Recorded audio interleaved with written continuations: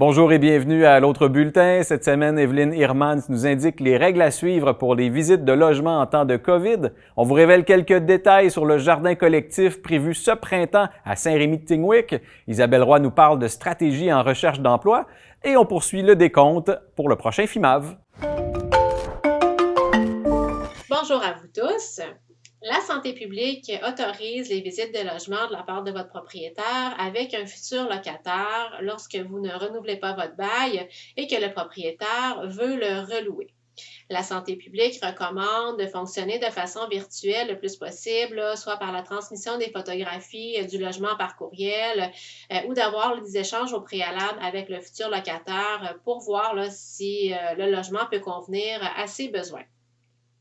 Tout ça dans le but de restreindre le nombre de visites dans les logements et les contacts humains.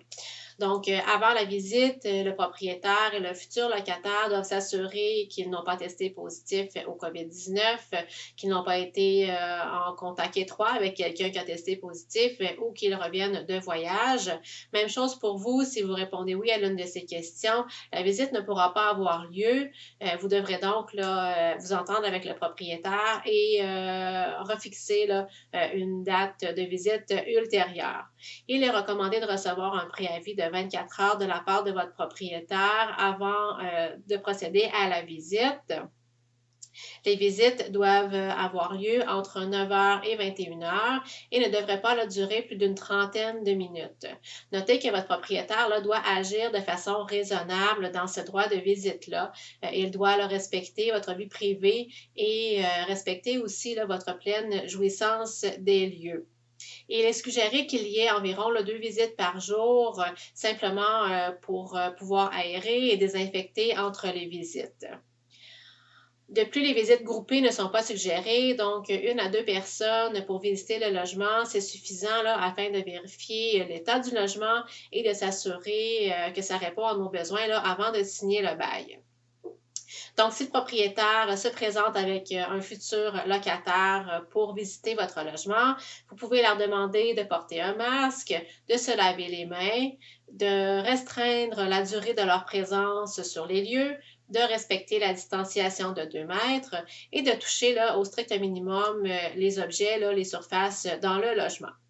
Après chaque visite, il est suggéré de se laver les mains, de désinfecter toutes les poignées de porte, objets ou surfaces qui ont pu être touchés par le propriétaire et le futur locataire et aérer le logement une quinzaine de minutes après la visite.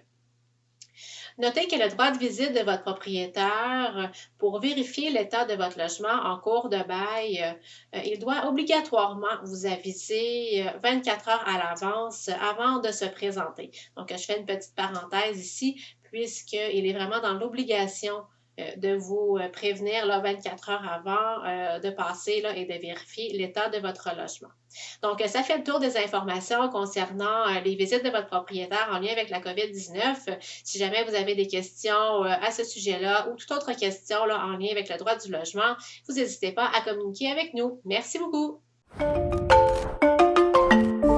Monsieur Nolin, bonjour. Bonjour, Monsieur Alexandre. Est-ce que vous avez hâte au printemps, Monsieur Nolin? Oui, là, on pensait de pelleter la neige pour commencer à tondre la pelouse, mais on va attendre encore qu'elle fonde d'elle-même. Ouais, c'est ça. On va leur laisser le temps à la nature de faire les choses. Donc, vous êtes maire à Saint-Rémy-de-Tingwick et puis vous êtes en train d'implanter pour cette prochaine saison le jardin auto-fertile. Qu'est-ce que c'est, ce jardin? Le jardin auto-fertile est un procédé que on ne veut pas avoir du tout de chimie. Fait qu'aucun engrais, on va se servir de la nature pour recréer qu'est-ce qui se faisait dans le temps pour cultiver ces légumes-là. Fait qu'on va avoir des petits endroits qu'on va cacher des couleurs pour que les enfants viennent jouer avec ça. Des grenouilles, ainsi que des vers de terre qui vont aérer notre sol. On va avoir des couverts de feuilles, du paillis. C'est un mélange. C'est un mélange de la nature en elle-même. Accès au public. Donc, vous voulez créer une espèce de petit écosystème? Un petit écosystème.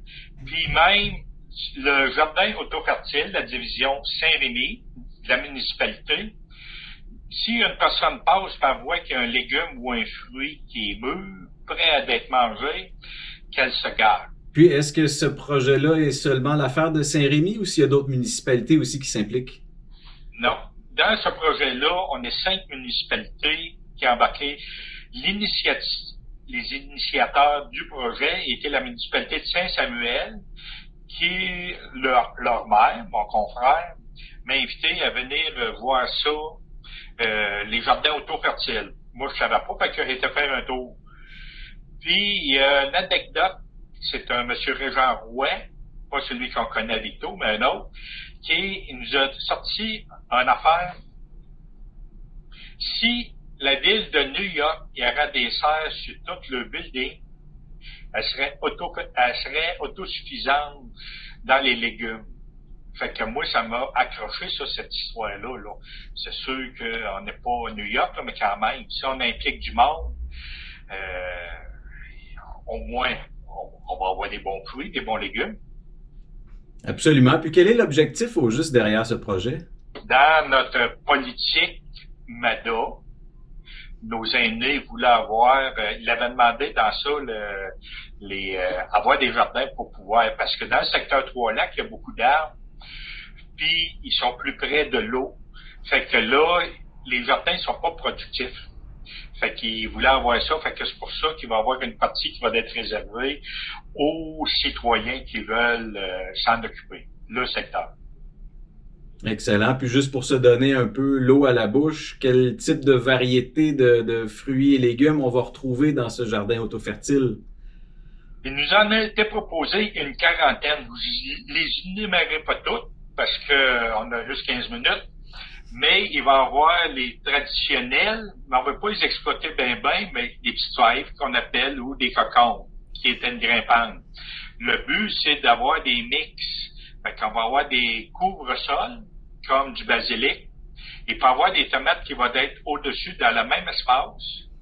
Et par-dessus, on peut faire, avec un support, faire monter des grimpantes. Ça peut être des cocons, ça peut être des citrouilles.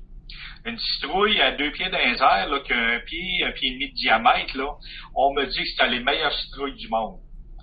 Puis avec l'atmosphère de Saint-Rémy, ça va être encore bien mieux. Effectivement. Puis pour les citoyens et citoyennes qui voudraient s'impliquer ou qui voudraient en connaître davantage, est-ce qu'il y a de l'information qu'on peut trouver en quelque part là-dessus? Pour l'information, elle est un peu... on est au début. On a eu 2 formations. On est une dizaine de bénévoles qui participent soit en vidéoconférence ou on va à la salle municipale de Saint-Rémy. Puis on assiste à tous les derniers samedis de chaque mois. On a 5 cours de planifiés. Du matin, aller à 4h30 d'après-midi.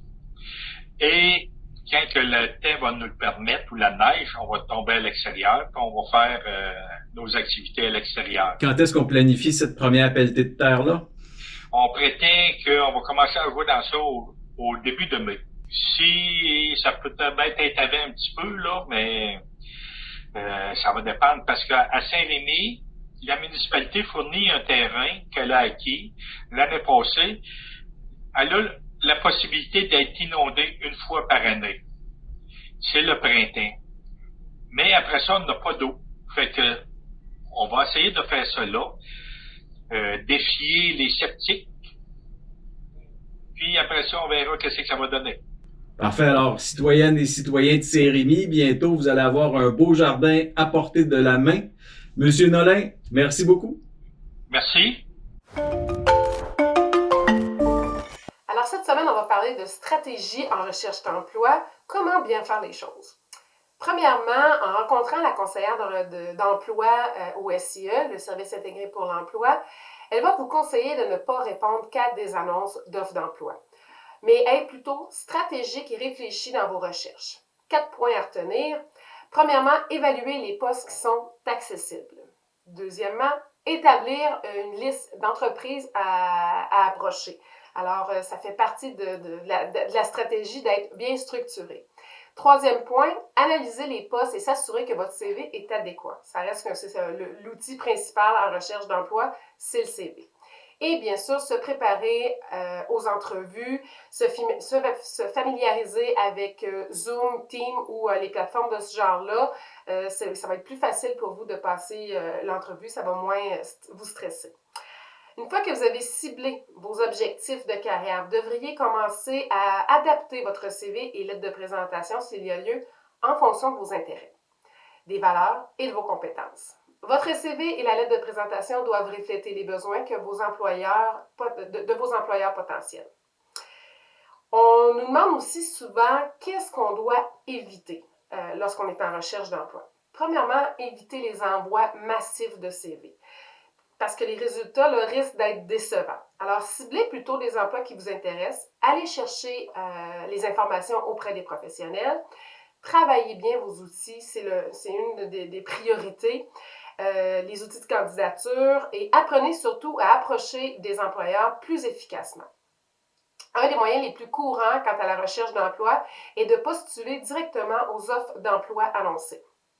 Au SIE, on a le service de rédaction de CV et ce service est offert aux hommes et aux femmes, alors aucune raison de ne pas avoir un CV qui vous ressemble. Et ce service, le service de CV est gratuit. Dernier conseil, soyez persévérant. Si votre recherche d'emploi ne donne pas les résultats que vous recherchez, essayez une nouvelle approche. N'hésitez pas à revoir votre façon de faire.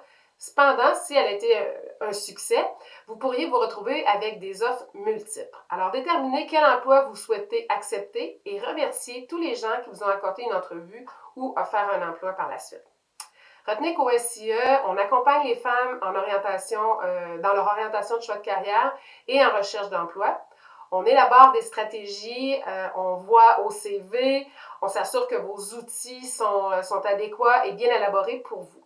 Il faut savoir que c'est possible de faire un retour sur le marché du travail. Nos services sont gratuits et personnalisés. N'hésitez pas à communiquer avec nous au 819-758-1975 ou vous pouvez visiter notre site internet le siemploi.com. Merci. Donc aujourd'hui, je vous parle de la possibilité pour les groupes scolaires de s'inscrire à une sortie culturelle qui sort de l'ordinaire, donc une visite guidée du circuit d'installation sonore dans l'espace public. Donc, c'est une invitation aux enseignants ou aux enseignantes de inscrire leur groupe. Pour avoir toutes les informations, vous pouvez écrire à mon collègue Patrick Giguère qui s'occupe de la médiation culturelle. Donc, son adresse, c'est médiation@fimav.qc.ca. Et si vous voulez plus d'informations aussi sur le circuit d'installation sonore, vous pouvez aller directement sur notre site web au fimav.qc.ca. Donc, au plaisir de vous accueillir en mai prochain lors du 37e FIMAV 2021.